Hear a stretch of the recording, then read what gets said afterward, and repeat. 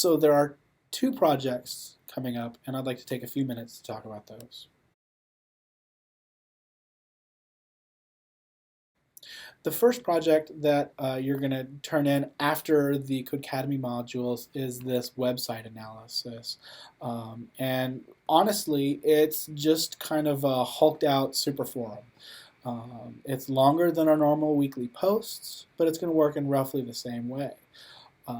What I would like you to do, as it says here, is choose two informational websites of your choice.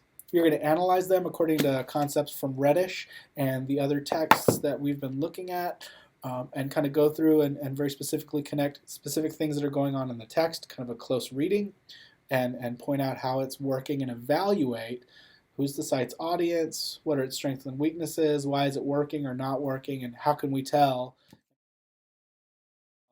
When I'm talking about an informational website, we're talking about a website that is mostly about conveying information. That might be information about a product, a process, a company. It's not an entertainment site, it's not a personal site, but it's fundamentally about getting information to people who need information. Okay, so Netflix is going to be out. Major commerce sites, Amazon, right, shopping sites. Those are good, and we'll talk about those. We'll continue to look at those as examples, but those aren't the kinds of informational sites that we're going to focus on learning to build in this class. Again, that's not because I hate Netflix and Twitter. They're great. I live my whole life there, but that's going to help us prepare for the other projects. Just so you can kind of know what I'm talking about, I just pulled an example of some stuff that I was looking at. So I like to garden, and I am new to South Texas, so I've never gardened here before, so I'm kind of curious about how it works. I know that you guys have this thing called second season here, and I'm not sure what it is. So where am I going to find information about gardening? Sure, I could cruise down to Half Price Books and pick up some gardening books, but obviously the web is where people are going to go, right? So if I'm looking at informational sites, I'm looking at sites like this. This is Mother Earth News, and it's just kind of an overall, it has guides and information. In this case, it has information about the Gulf Coast gardening region and when to plant what. All these different pages are going to have, right, tables and content and information that's going to explain when to plant, what to plant, why to plant, etc. So that's just, it's kind of like a web, a magazine. They're going to have a lot of different content for their audience. Another example is this. This is Seedlings Gardening, and they're just a small company out of Austin, right? They've got their services. They're trying to sell their product. They have their blog where they supposedly interact, right, and provide content and information. This is their portfolio, right? Here's some of the work that they've done. But fundamentally, this is, right, they're going to have blogs that have articles and content and information about design, maintenance, installation, and this is more about landscaping, so I'm not even interested in that because I'm a vegetable gardener. Another example, this is the website of an organization. Right? The previous one was a company. They're trying to sell their service.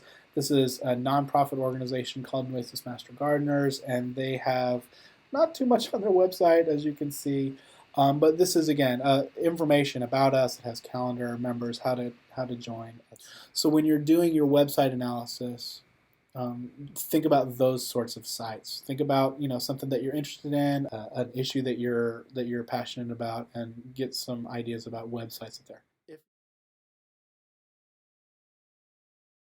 For the text-to-hypertext project, what you're going to be doing is taking a born print text, okay, a paper, an essay, a research paper or long essay that's really designed for print, designed for the page. You're going to apply concepts and skills that we've been learning thus far to create a hypertext version of that paper. Okay, so that text, it needs to be something that you've written. Okay, so a long essay or a research paper, something between 1,500 and 3,000 words is going to be great.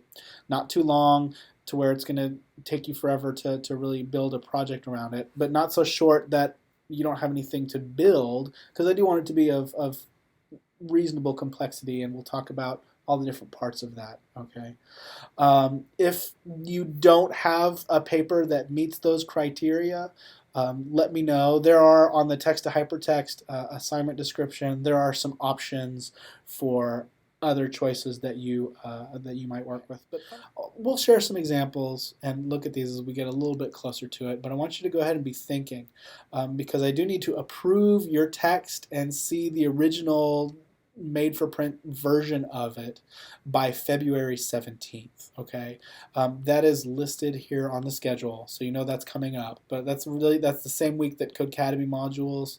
You don't have to do anything with it. You just have to select the text that you want to work with and email it to me for me to say, yeah, this is going to work, or no, here's why not. Okay.